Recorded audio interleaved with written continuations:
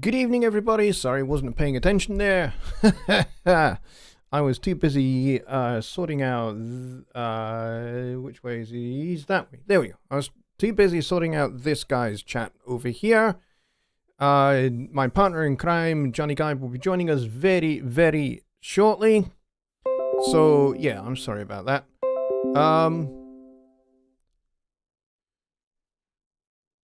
Yeah, so sorry about that. And I'm being messaged galore here. You can probably hear it chiming away. So yeah, sorry about that. I'm gonna Skype Johnny in just a second. Somebody is messaging me and I need to find out what's going on.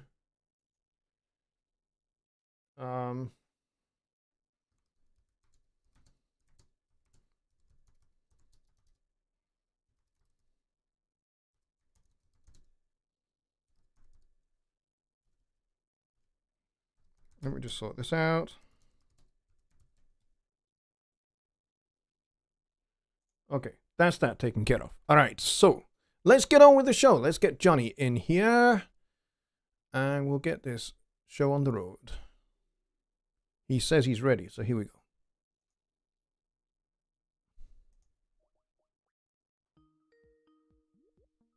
Oh, hang on a minute. I need to get this volume up. Hello. Hello. We can hear you, but we can't see you. Okay, you guys can't see me. Okay, hold on. Are you there, Johnny? I'm here. Yeah, I can hear you. Okay, good. Where is my camera? Oh, there it is. There we go. Now we can see you. See, I was all set up today to do an entire show from my patio here, as requested by a number of people, and YouTube didn't work. So, go figure. Yeah, there were, from what we can gather, or at least what I can gather, there was a known issue with Skype. Hang on, there's something blocking your view. There it is. It's gone now. Oh. Yeah, there was a known issue with YouTube yesterday with streaming and uploading videos. And it just may well be that the fix for it is not cached to you. Yeah, it's funny because my friend out in Highland Park also couldn't stream today, so I think you're right. Yeah. I mean, fortunately, I wasn't doing any streaming or uploading yesterday, so I never knew about it, never noticed it. But Right. I put a lot of work into the whole outdoor thing. I got my 2 monitors hooked up and everything like that, and I was ready to go. And YouTube just gave me the error that streaming is unavailable at this time. yeah, But definitely an okay. issue. You can do it this way too. It works. Yeah, it definitely does work, and as far as I can tell, it looks good. Ronald Fagora says I got to pay the bill. Okay. I knew I forgot something. Yeah. Hey, Johnny, you've got your mouse on my nose. I'm trying to pick your nose. That's why. Look. Hey, no. Let's do the other one now. Stay still. Trying to pick your other nostril. I'm going to be shifting the whole time. Just Bob. Oh, hey, just Bob's here today. He said, JG coming to us from an undisclosed location.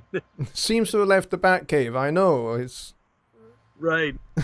No, not an undisclosed. It is actually my patio, which is it's so nice out here. It's like 74 degrees here, and just a nice light breeze, and I can just stay out here all night long. It's so nice. I love it. And believe it or not, this is actually easier for my voice than doing it in the studio. Oh, is that right? Okay, that's... Yeah, I don't know why. It's just, excuse me, it's just a little different, like being out here by the microphone. I got no headphones on or anything, so... Nice. Well, you're coming through nice and clear and strong, which is good. Good. Yeah. It's, you're going nicely up. Laptop. This laptop's almost 10 years old and it still works. Yeah, I'm looking at the audio meter in OBS, and you're kind of going up to just under 0 dB, which is nice. Excellent, excellent. Yeah, I set that before you called. Very, very cool. So let's see, we got 16 people here. We were just going to do a general Q&A, although I did have a question for everybody. And I was really looking for some answers to a couple of folks over there on the HST site on hst-homestudiotrainer.com for anybody that's interested in going there.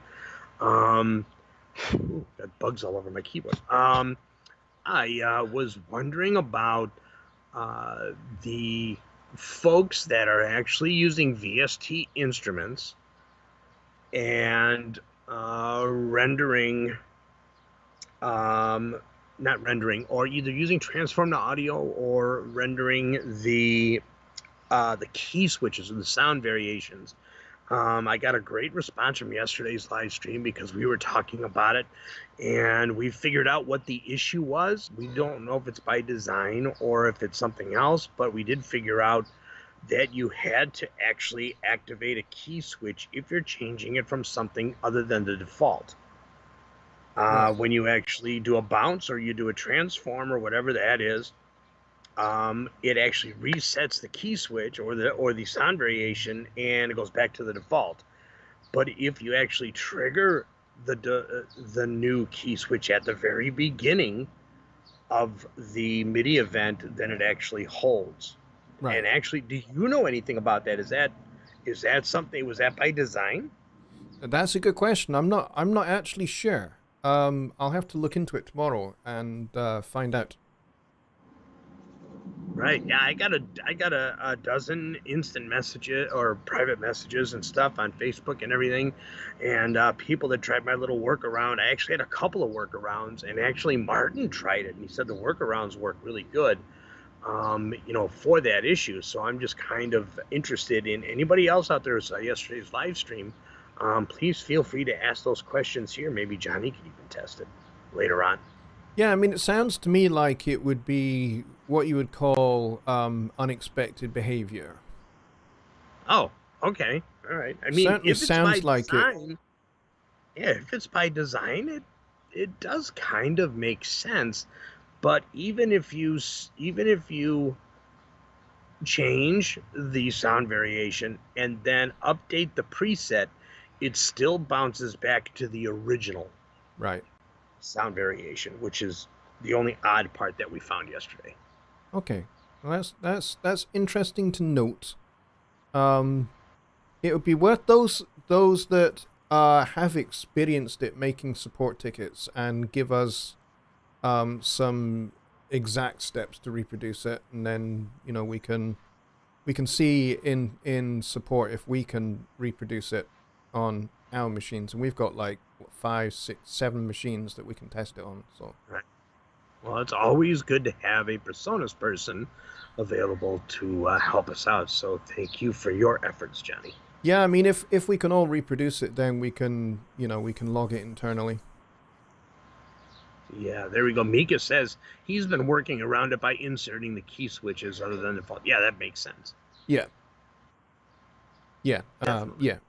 It sounds to me. I mean, I've not looked into it in a whole lot of depth, but it certainly sounds to me like it would probably fall under the category of not necessarily of expected behavior. But yeah, we can test it and we can log it internally, and they'll they'll get back to me fairly quickly. All right, no problem. I didn't want to bring too much attention to it, other than the fact that it does work. If, like Mika says, if you insert the key switches, just insert them at the beginning of the MIDI event and stuff. So, I mean, it's not impossible to work around. Yeah. Cool. Okay. Well, that's good to know as well. That there's a good couple of workarounds that you worked out. Yep. And I just did the direct MIDI to an audio track. That's the easiest way. Right. Okay. Right. Which just takes like one pass of the actual performance on the event, so it's not a bad thing. Cool. Well, you are nice and in the outdoors in the fresh air, and I'm in here in my studio with the view that everybody has now seen for the last 3 years. But this view that you are seeing of my studio is shortly going to change. Yes, tell everybody. And a lot of you already kind of know, because I've kind of been talking about us kind of looking at a new house, and we've been and reserved it a wee while back. And then we've been going through the whole process of getting a mortgage and all of that together. Well, the good news that came through this week is that the mortgage lender made us an offer of a mortgage, which is very, very cool. Gives us the mortgage for the full amount for the property. And in Scotland, what that means is that now we can basically go and conclude the purchase of the property. That's good. So I have some of this stuff. Yes, congratulations, Johnny. Thank you. So I don't normally drink when I'm doing my show, but I'm making an exception tonight. There you go. That's okay. You can do that. You are entitled. So we're very excited, and at the weekend I was on the site where the house was being built. Because I also went to go and get my my first COVID vaccination, which was in the town real close to where our new house is going to be. So I could very easily go get my vaccine done and then walk up to where the new house is. So I did that, and there were plenty of builders about, so I was able to see a few of them actually coming out of our house. They'd obviously been working on it, and they were just coming out of the house, and I said, "Hey guys, how's it going?" And they said, "Yeah, it's going really well." I said, "When do you think the house will be ready?" And they said, "We think the end of June." So we don't actually have that officially yet.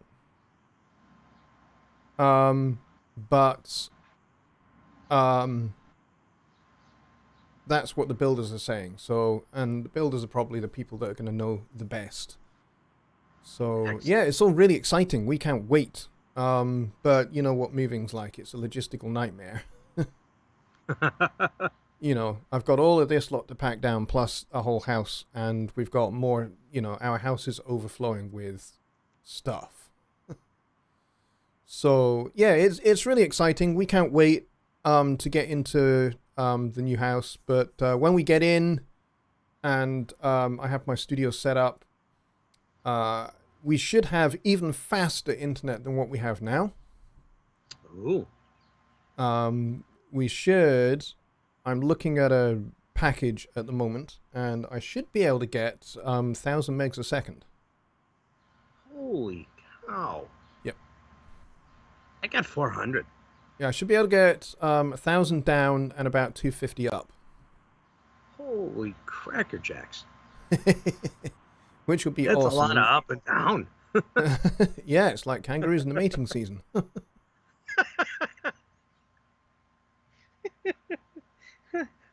I cannot confirm nor deny that, but that's good to know. For sure. So let's see. Marcos Gnomes doesn't like the live stream, so he said goodbye. Okay, so see you later, Marcos. Sorry, we couldn't help you. I don't see a question from him. At first, he said he liked the live streams because they were chill, and then he said goodbye. So all right, so that works. All right, let me do this, Johnny. I have a question from Rebecca over at Wix. Cool. And let's see. She says, I am having trouble. She says exchanging parts. I think what she means is with like a progression through parts when she's writing music. I play the piano and I'm writing my own songs, but my parts don't sound natural when I change keys or chords. I think she means transitions. So, okay, there we go. There we go. She just updated the message here on Wix. Okay, so I'm having trouble with my transitions going into chords and parts. I've played it for a couple of people that I want to write songs for, and they say that the chord changes don't sound right. What am I missing? And do you have any videos with good examples? The thing with chord changes is they need to lead naturally one into another. Right. Whether the chords are technically related to each other or not is a kind of other matter. But they need to lead naturally from one into the next. So, for example, if I play a C major chord here, and I'm playing this in what we would call the second inversion because I have the fifth of the chord at the bottom, and then I have the root, and then the third on the top. Now, if I want to go to an F major chord, which is chord 4 in the key of C, then all I need to do is move 2 fingers in my right hand. And that is, I move my thumb to the A, which is up from the G, one note up from the G, and I move my little finger from the E to the F. And that gives me an F chord. And those move really naturally together.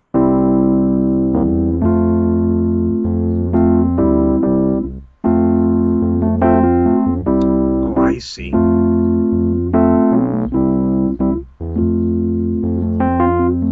So those 2 chords in particular go really well together because they lead nice and evenly from one into the next. And then if I wanted to go to chord 5, which would be the other kind of more common chord, then again, it's really easy. So I could go C, F, then C, and then down to G. And this time, I'm going to move my top 2 fingers down 1 note each. And now I'm on the G chord. So already you could write a pop song with just those 3 chords. Right, I was just about to say that.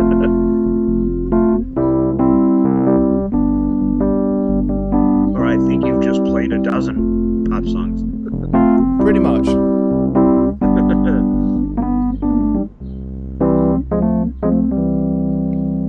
So that's why those particular chords sound good together, because they all lead nice and naturally from one into the next. However, if you're going to kind of do something where the chords move a little, still naturally moving from one to the next, but the chords are maybe not as related to each other.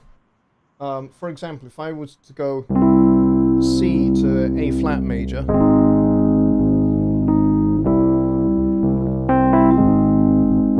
it's not quite as related, but again, the notes are really nearby. So the G would move up to the A flat, and the E would move down to the E flat, which is why that sounds kind of unusual, but it works.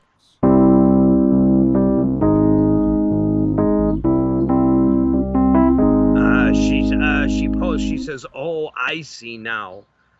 So I only need 1 chord for most transitions, correct?" With a question mark. 1 chord. 1 chord per I'm not quite sure what she means, to be honest. But yeah, I'm not sure either. But you can have as many chords in a bar as you want. I mean, if you're in 4/4, you've got 4 beats in the bar. You can have four chords if you really wanted Sure. to. I mean, you could go. Oh,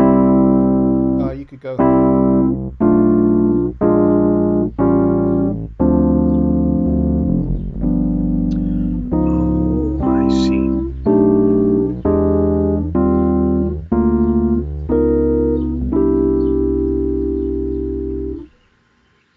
I'm reading her message, and she says that's my problem. Yeah, actually, Bob Studios just posted something, and then he took it away. She says her biggest problem is resolving an arrangement. Okay, so getting basically musical punctuation, I think, is maybe what she's getting at. Yeah. In which case, come on, words, come out of my mouth. What what we tend to do, or, kind of, I mean, this is oversimplifying a little bit, but what we tend to do is to create the musical equivalent of a comma. You would finish a line on the chord 5 of the key. So if you're in C, you would finish on G. So, for example, you'd go,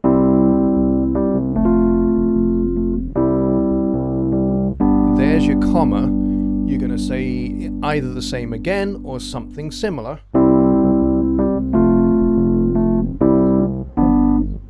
And then you're going to finish back on 1 to create a full stop or period.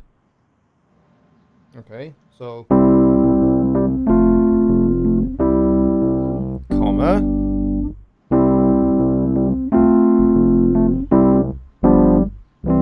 and that completes the sentence and gives you that sense of final resolution. She just put up a bunch of thumbs up and she says, that's it. She said, that's my problem. Yeah. Kind of understanding not only how chords work, but how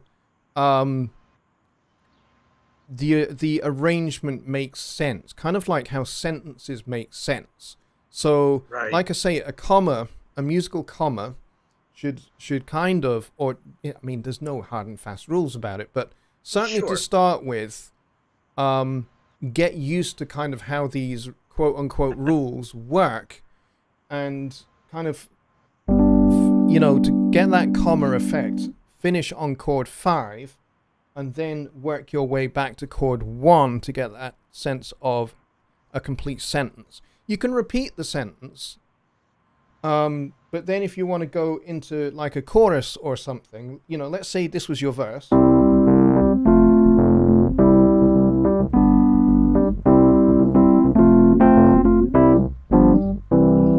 And then you were to repeat that.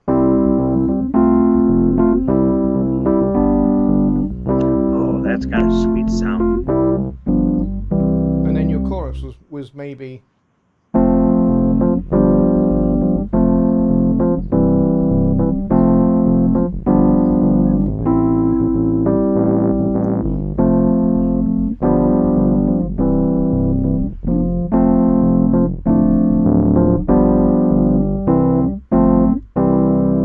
And then you can go back to your verse again. So it's about kind of making sure that the end of a phrase lands on chord 1, the key of your song. Unless you're going to change key, in which case you would need to land on chord 1 of the new key. So I hope that helps, Rebecca. Yeah, she just posted more thumbs up. She says, that's what I've been missing, is the resolution to my progressions. So, and she says, so the way the chords finish is just as important as how the lyrics finish if I want to keep my listeners' attention. That's what she says. Okay. Yeah. Yeah, so resolving tension, the best way to resolve tension, however tense it might be, is to make sure that you land back on the 1. In whatever key you happen to be in. This is all being done in C major here, but you could kind of like work your way from G flat major, and if that's kind of your musical comma, bit of a weird one, but it can work. Sure. Well, you want to get back to chord 1, so the best way to do that is to go 5, 1. So a 5-1 is what we call a perfect cadence. That kind of concludes and resolves tension, because 5 is really, really tense because you've got that interval going on, the devil in music, the augmented fourth, diminished fifth, depending upon your outlook on life. So you have in the G chord you have the 7th and the 3rd, and those are loaded with quite a lot of tension. The 7th wants to resolve down, and the 3rd wants to resolve up. And there's your resolution. So, providing you kind of do that, that will get you to the end of a particular section. Then if you want to go off and to do something completely wildly different, let's say, your next section is going to be in the key of E flat, just for fun, because why not, So we go 5-1, then do a 5-1 in E flat.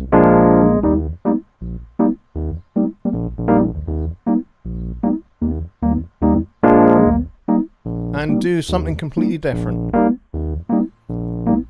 Oh, I see what you're saying. Right? And in this particular case, we've gone into kind of vaguely music hall style. But we want to get back to the key of C to kind of like go back to our chorus, right? Right. So 5, chord 5 in the key of C is G major. And now we're back in the key of C. Oh, yeah, that's much smoother. Bob is asking, if you're not landing on chord 1, then a quiet space where the chord would be. Well, what if you're not landing on chord 1 and there's a quiet space where the chord would be? Would that be a setup for a key change? Okay, just Bob says that kind of answered my question. Yes, so okay. So if you want to go to a completely different key, you need a pivot chord. Chord 5 is the ideal pivot chord, but it has to be chord 5 of the key you're going to, your target key. Otherwise, you just end up being stuck in the Groundhog Day of doing 5-1 in the same key. I like that. And you'll be stuck there forever. And you really don't want to be stuck there forever. So, you just do 5-1 and then 5-1 in the new key. That makes a mess of sense. I like the way that lesson you played finished itself off. Yeah. And you can do that through a whole series of different key changes. Like, let's say your main section was in C, but you wanted your next section to be in E flat, but then you wanted to go to A flat as well. 5 in E flat.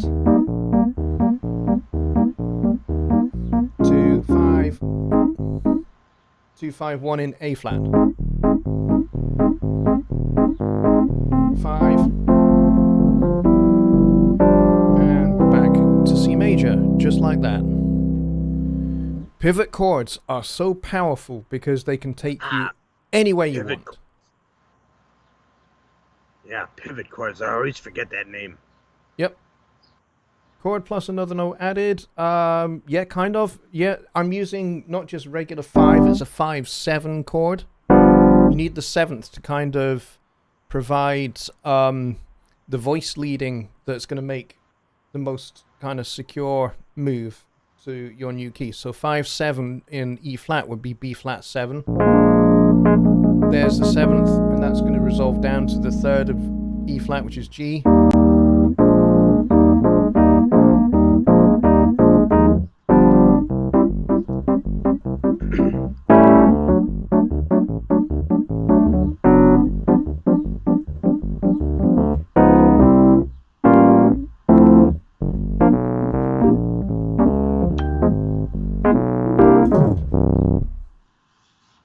Right, so I hope that helps. Bobsu says the middle chord... Oh, Johnny Guy was disappeared. Okay, so Bobsu says the middle chord to get to the root, we call them transition chords. Yeah, pivot chord, transition chord, same kind of thing, really.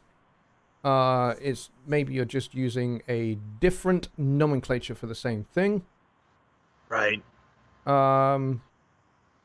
And to set it up for the transition chord. Yet to set up for a transition chord, pivot chords would be the strongest pivot chord would be a 5 into a 1, but you can do a flat 2 into a 1 as well.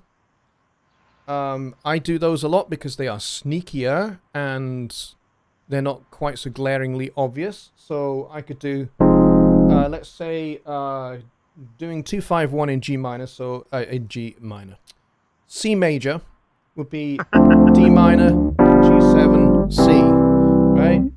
But if I want to be a little bit more subtle about it, instead of doing 5, I could do flat 2. So I'd go 2, flat 2, 1. And that's just a little bit sneakier.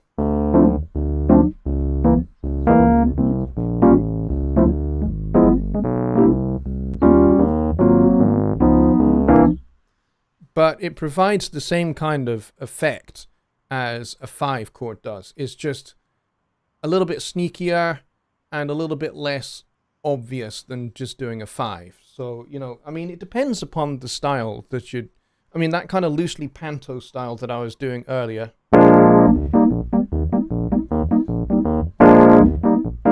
You make chord 5 really obvious by hitting it hard.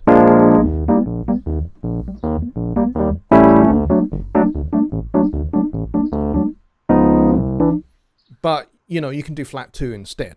Just as effective. Right. Unbelievable. Actually, it sounded really good. Yeah, I use flat 2 all the time. Probably a little bit too much. Alps Media's here. Your sponsor. Oh, hey, where is he? I don't see him. Yep. Oh, there he is. Alps Media. I'm used to seeing him with a blue wrench. Yes, he's not a moderator. Yeah, we had 26 people here. We've got 15 likes, and Mr. Dislike is here today. Thank you. Right, we got any more questions, Johnny? Yes, I've got 2. One from Will on Wix, and he's wondering about. Oh, actually, this is an interesting one. I am having trouble miking my saxophone. Okay. I remember in a previous show, Jonny Lipsham, that you played saxophone occasionally. Mm-hmm. What, if any, do you have? Oh, okay, I don't know. What he's looking for is if you have any miking suggestions for his saxophone. He says he's just not getting the sound that he wants. And somebody told me that I should be in an empty room with the mic about a foot away, but I have seen pictures of mics clipped directly into the saxophone, so I'm confused. Understandable, yeah. Those kind of clip-on mics are great for live use. Right. They are fantastic if you're playing a gig. Because, you know, they give you an awful lot of freedom and they pick up the instrument beautifully, but they're not necessarily the best for studio recording. By all means, if you're recording a live band and you know you're playing your saxophone live in a band and that the whole band is being recorded, then yes, your little clip-on mic will do a great job at that. But there are several ways to record a saxophone that is really effective. You have to bear in mind, the more microphones you use to capture the sound of your saxophone, the more phase is going to be critical. So you can multi-mic a saxophone. And in fact, I have done quite a bit. One of the things I do is I would use a condenser microphone, a bit like this one. This is the Rode NT1A. This will do a fantastic job. Yeah. With a condenser mic, you don't want the mic to be close to the horn, because if it's close to the horn, you will overload the mic. Yeah, and no matter where you have your gain setting. Exactly. If the mic has a built-in 20 dB pad, turn it on. Yes. Turn that pad on as if your life depended upon it, because the capsule of your microphone will thank you endlessly for it. So if it has that... He said that's my problem. He says, I'm using a condenser mic, and if I move the mic far enough away to where it doesn't clip, it sounds like crap. If I move the mic close and play soft, it sounds good. I can't get a balance. You know, the other thing that he could get too, he could get those dB reducers that actually plug in the path of the cable too. Yes, you could. Yeah. Yeah, you could certainly try that. Yeah. I would, um, yeah, if you're using a condenser mic, if the mic has a pad on it, either a 10 dB or a 20 dB pad, turn that sucker on. he, he just posted, he says, I've had a 10 dB pad insert for the XLR cable and I never knew what it was for. Well, there you go. What that does is that immediately takes off 10 dB of gain straight away Right. at source at the microphone. So, turn that sucker on. That would Yep. help you at least with the whole clipping issue. And then the only thing you've got to sort out is the mic placement. So what you'll need to do is find the balance point, and you're going to have to experiment. Right. Find that balance point between how much direct sound you get from the horn and how much ambient sound you get from the horn reflecting off of, bouncing around the room and getting room tone as well. If you're in a good room where it has nice tone, make use of it. Take the advantage of it. So find that balance point between the room and the horn. I tend to have the mic set up maybe a foot to a foot and a half away. But it will vary depending upon the size of your room. But if you're in a room like this one, which is 9 by 11, 9 by 12, then the best thing you can do is get yourself in the closest to center point of your room with the microphone, and then set yourself up about a foot away, do some test recordings, and then at various distances between a foot to a foot and a half away, and then listen back, and then decide, okay, it's the one that is 1 foot and a quarter away. That's the best one, and then mark that position on the floor so that you know where to park. He's got a 5 by 5 dead room, and he said he can never get a good sound out of his saxophone in there. In a dead room, yeah, I'm not surprised. You'll get an extremely dry sound. Yeah, and you'll get a very direct sound. Yeah. Horns are so much different, at least in my experience. I had a really great horn section down here, and a couple of the guys were from the old band Earth, Wind, and Fire. Probably the only names I can drop for famous people I've ever met. But when they recorded here, it was actually better to record in the big room than in the sound room. Yeah. Recording big sounding instruments like saxophones and trumpets. Record in your control room. Whichever room is the biggest. I wouldn't use a vocal booth or a whisper room or anything like that to record those things. All right. If you can get away with it. He says, thank you very much. This is going to help a lot. And now I know what this little bullet looking thing is for. I think he means the DB deal. Yeah. All right, cool. Let me see. Do we have any? We had one other question on Wix. Let me see if I can find her question. This is Maureen. And, here's a good question. I've never had good luck with this. She says, 2 Johnnies. Which one? The 2 Johnnies instead of the 2 Ronnies. She says, I have a mini grand piano. Yep. And I'm having trouble miking it. What do you suggest?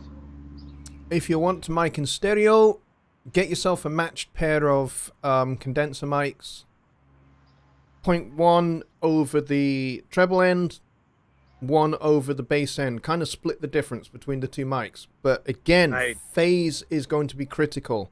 Make sure you can do that XY pattern stuff too if you don't mind the more narrow stereo field. Yes, I mean you could go for a multi-mic. So you could have like a pair of large diaphragm condenser mics, spaced like 1 over the treble end, 1 over the bass end. Make sure that the 2 are kind of the same distance away from the strings as the other. And then you could also go for like small diaphragm condenser mics in an XY pattern as well if you really wanted to.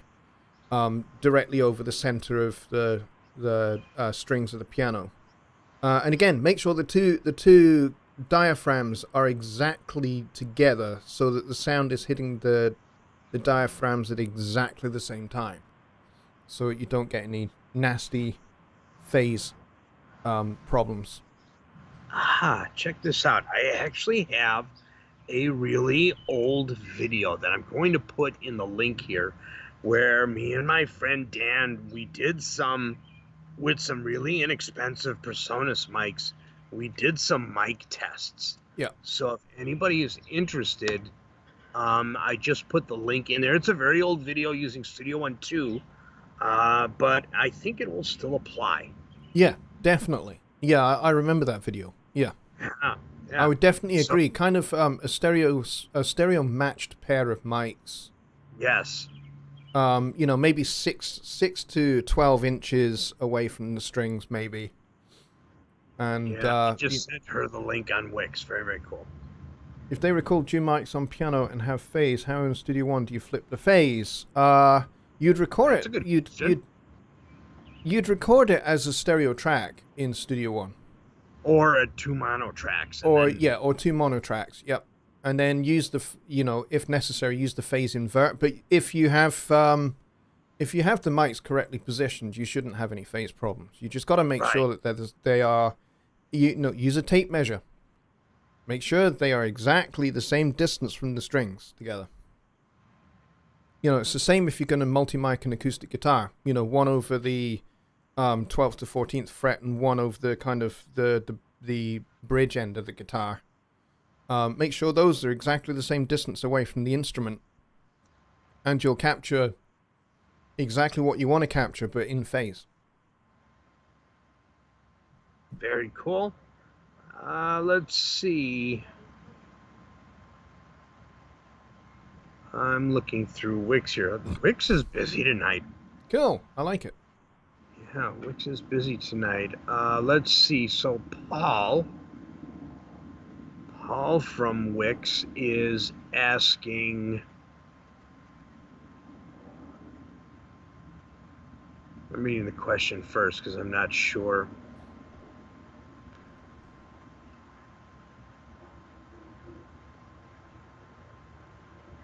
Okay, all right. I see what he's asking here. It was a long, Paul, I'm going to rephrase your question a little bit. Basically, in a nutshell, he's having trouble with too many reverbs in his song, but he wants to use different reverbs for different things. Mm-hmm. He said, I saw one of Jonny's old videos, and he suggested using one or two reverbs throughout an entire song instead of using one on each of the inserts. Yeah. What do you think, Jonny Lipsham? I agree. I mean, even if you're going to use multiple different reverbs, like maybe a small hole and a plate and, something else, maybe 2 or 3 different, maybe like a spring reverb, maybe like for your electric guitars, you want a spring reverb on those. Maybe for your vocal, you want a plate reverb going into a hole. I do that frequently, actually. And the thing is to use sends. Don't slap them on the individual channels as an insert, because if you slap them on as an insert, you lose the ability to be able to balance how much you are sending to the reverb, because you are always sending 100% of the signal to the reverb. And that can limit you going down the line.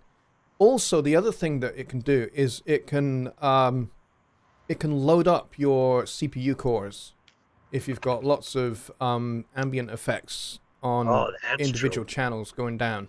Because the more you have like 7 or 8 different ambient effects like reverbs and delays on inserts, the more that builds up in your CPU, and you'll end up starting to get your computer beginning to break a sweat, and you really don't want that. So, maximum have 2, 3 different types of reverb, but have as many of the channels that you want being sent to those particular reverbs, because you can control how much of each channel is going to go to that particular reverb. Like, for my vocals, My lead vocal will have a good, healthy chunk of send going to my plate reverb. And maybe my backing vocals will have a little bit less. Or maybe the other way round. Kind of depends upon the song that I'm working on. But that Right. tends to be how I do it. All right, we got another horn question here. This is from Paul. And he says, I'm glad you are talking about a little bit about horns today. It's one of my biggest problems. I'm getting good captures, but I'm confused about whether I should overdub horns. And if I do, should I pan them? Should I not overdub horns? And then a big question mark. Okay, yeah, to overdub or capture together at once. That is the question. And I think that's in a Shakespeare play somewhere. Probably. To overdub or not to overdub? Yes. You can do either and get really good results. In my old studio, back before 2018, when I had a tiny little box room, I had this crazy idea that I could record a 15-piece ensemble in that tiny little box room.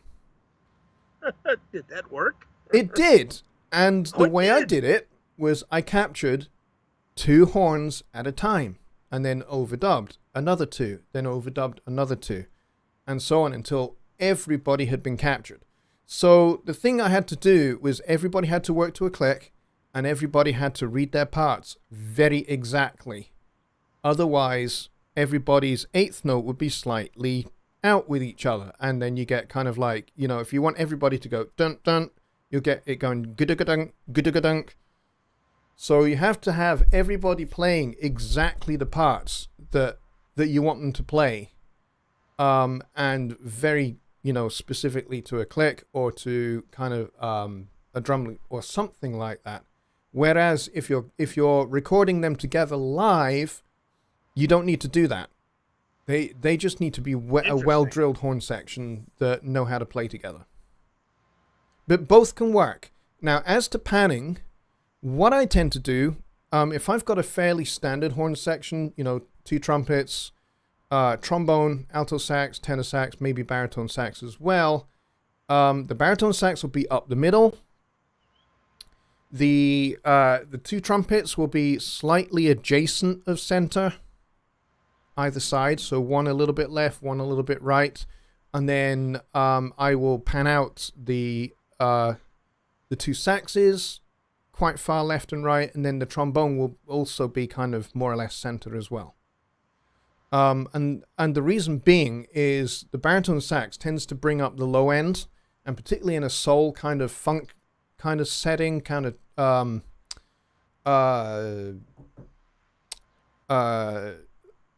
Chicago, Earth, Wind and Fire, Tower of Power kind of setting. Quite often the baritone sax is doubling the bass guitar at certain points. So it makes sense to have the baritone sax up the center. Oh, that's interesting. Yeah. But yeah, that's kind of how I do horns in terms of panning and stuff. And then it's just a matter of being smart with your EQ. Right. Bob Studio says he's impressed with my hose hanger. Yeah, it is pretty cool, actually. Okay. It's also the electric cord for this is actually, wrapped around that too. So it's actually a double hose hanger. See, Martin Week says, Gigi, can you turn on your screen name? Can I turn on my screen name? I'm not quite sure what that means. I think I know what he means, because he's asked this question before, and you did actually answer it. Which was that the answer you gave was that tonight in the chat my screen name is Jonny Guy, because that's how you signed into YouTube. Right. Yeah. Rather than using Home Studio Trainer. Oh, I suppose I could do that. I don't know if that'll disconnect me from the stream, but let's see here. It probably would, because you'd have to sign out and then sign back in. Let's see. I'm going to try to switch accounts. We'll still be okay with Skype. Yeah. So let me see if I can do this here. Yeah, you'll just have to temporarily drop out of the show and then back in again. Yeah, there we go.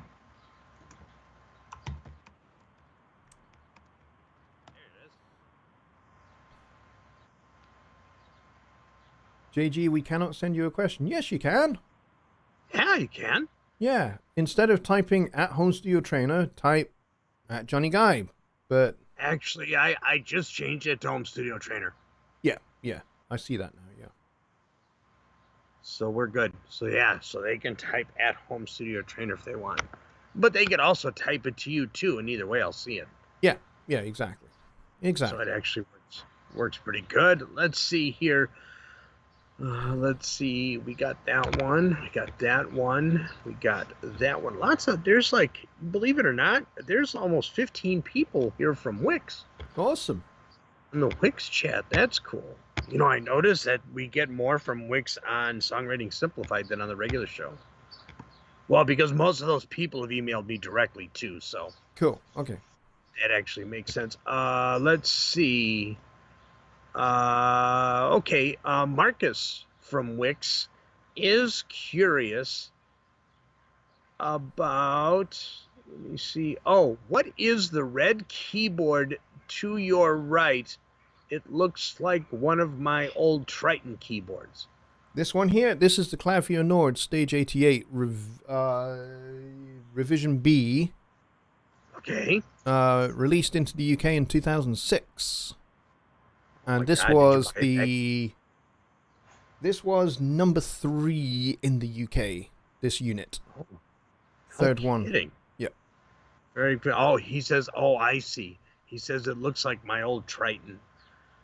There was a limited release of red Tritons, and I love that keyboard, but it only lasted me 3 years. Wow.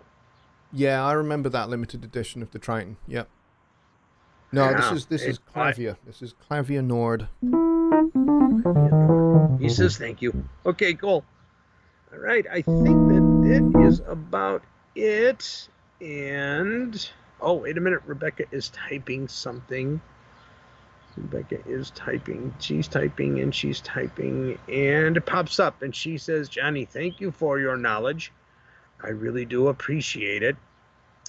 As far as microphones go, what do you use for your vocals? Just curious." I've got a bunch of mics that I could use. I use this one for the most part because I'm lazy and it's up all the time. I may as well just use it. This is the Rode NT1. Right. But I've also got some Presonus mics in the cupboard behind me.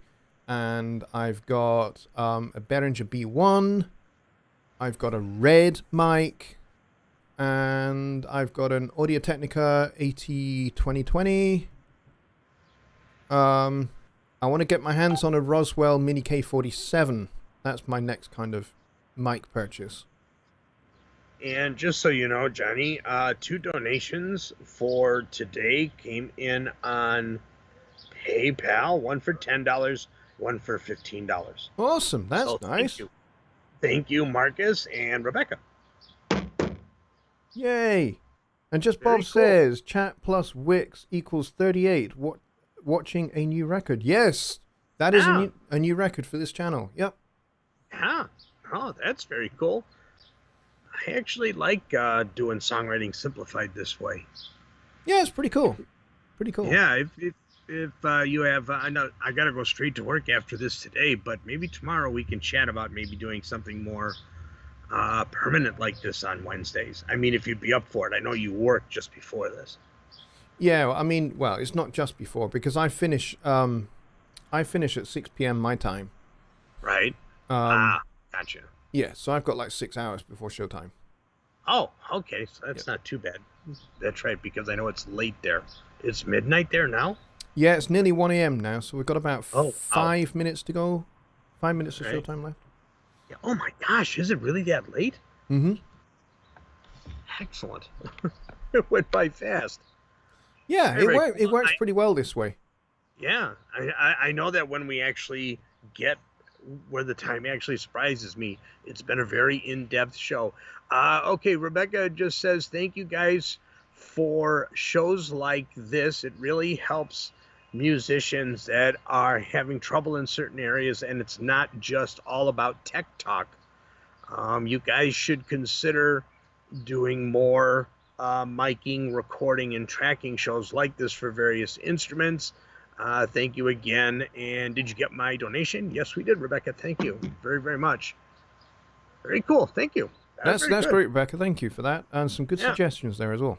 Yeah, absolutely. We should definitely look into that. You can only talk about so much about songwriting, but with that said, if you guys could, it would really be helpful if you were in the comments of each show that Johnny and I do for Songwriting Simplified, if you want more actual songwriting direction or whatever, please feel free to ask the question in the comments below, because Johnny and I will both see it, especially if it's on Johnny's channel.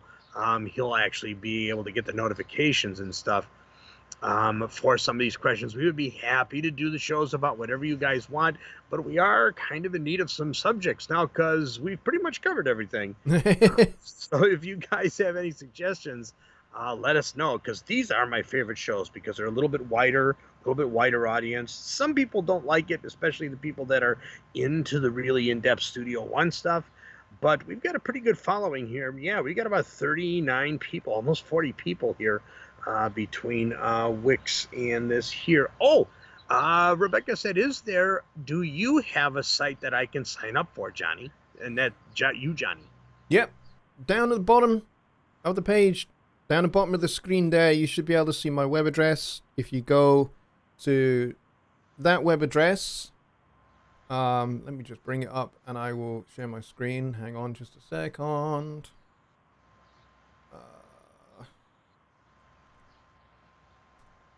And you'll get to see it in just a sec. Oh, Martin Weeks is pointing out a question from Vidal Quran. He actually says, does Presonus have an option to remove third-party plugins from the list? You can hide them, but if you want to totally remove it, you would actually have to do an uninstall, go to the VST plugins folder, make sure that the DLL is deleted. Yep. And that would really be the only ways to actually remove it from the list. But I do notice some people saying that it doesn't always remove it from the browser list. So you can click the little wrench in the browser, and then you can hide that plugin that way if you want. I think Vidal wants more of a complete removal solution. But no, Studio One does not have an actual tool for it other than hiding it in the browser. Yeah, or just straight up uninstall the plugin. Right, exactly. And if you're going to do that, then you'll need to rescan your plugins. If you go to View and then open the plugin manager, once you've uninstalled your plugin, hit the button there to rescan your plugins, and then the browser should update so that it's gone. Right. Up Studio suggests to check out the Berklee College of Music site about songwriting. He says there's a bunch of free videos there. Yeah, that might be not a bad idea either. Right, let me share my screen, and I will show you. Start sharing. Y'all. And I'll put you over there just for a second. Let's see. I moved over there. Go to screen transition. There we go. So now you should be able to see my screen, and this is my website here. So if you go to the website that's listed at the bottom of my main screen that you've been looking at for the last nearly an hour, so you'd go to jonnylipshamstudios.co.uk, and this brings you to this page here, and then if you hit this button here, get my free course now, you will get a free compression course, which I made about 18 months ago. And you get a bunch of multi-track files that you can practice your compression skills on. And that will get you signed up to my website for free. And you'll get added to my email list. I don't send out emails wonderfully regularly, but I do send them out occasionally. Right. But that'll get you added to all of that. Excellent. So now I have to go back over here, unshare my screen. There you go. Back over there. And then move you back over here. There we go. So yes, so I hope that helps. And Just Bob has very helpfully put the web address in the web chat. address, right? Excellent. All right. It is 7:02. Johnny and I need to go. Yep. As always, Johnny, thank you so much for taking over tonight. And You're welcome. And then doing this, it makes it easier for me. It gives me a little bit of a rest day too in the middle of the week. So that much I also appreciate. And yeah, we will continue to brainstorm different shows. I do know that just judging from the views on the Songwriting Simplified show, which is usually on my channel, I noticed that the Q&A shows get more views. Mm-hmm. So that's kind of interesting right there. Yeah. So very, very cool. Maybe we can come up with just a single subject for a short period and then open up to a Q&A every Songwriting Simplified, which wouldn't be a bad idea either. Yeah, I agree with that. Okay, very, very cool. Johnny, got a boogie. Yep. Yes, and watching me boogie is not a good sight. Thanks a lot, Johnny. All right, I'll see you guys. Cheers, buddy. Cheers. And there we go. We'll give that a 5-star rating.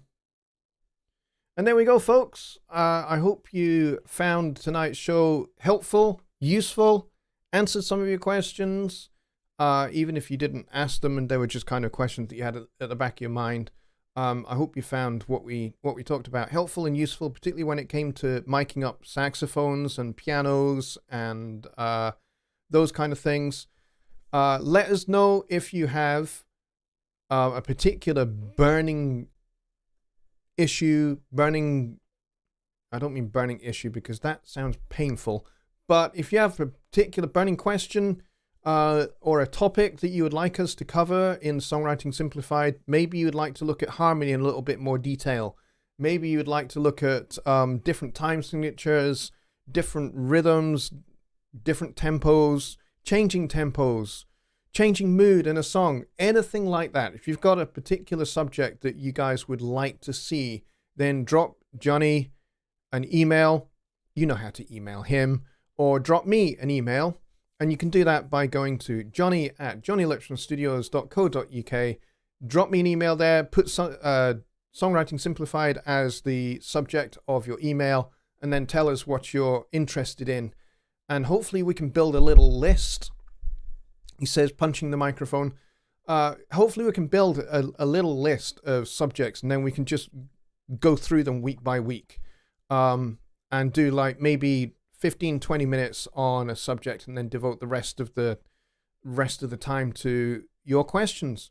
Always make sure you come loaded with questions. That way we can make this show really engaging and helpful for you guys. So I hope that this has been useful and helpful to you all, and I will see you hang on just a minute. I'm just thinking about whether I'm actually going to be able to do a show on Sunday. If I'm doing a show on Sunday, I will put an advert out for it, like I normally do. And I will let you know either way whether there's going to be a show on Sunday or not. I have a feeling that we're going to be away this Sunday, but like I said, if I'm going to be away, I will make sure that I put an advert out. Make sure you subscribe to this channel. If you're not, hit the subscribe button right now, hit the notification bell, and select all for all notifications. If you do that, then you'll find that I will probably put a post up in the community section of this channel as to kind of what's happening show-wise this Sunday. And if you're in... That's for you folks if you're not really a Facebook kind of person. You can find out what's going down with the show that way. But if you are a Facebook kind of person, then I will advertise whether or not we're having a show on Sunday. Either way, I will let you all know what's going to be going down. So until next time, good night, everybody.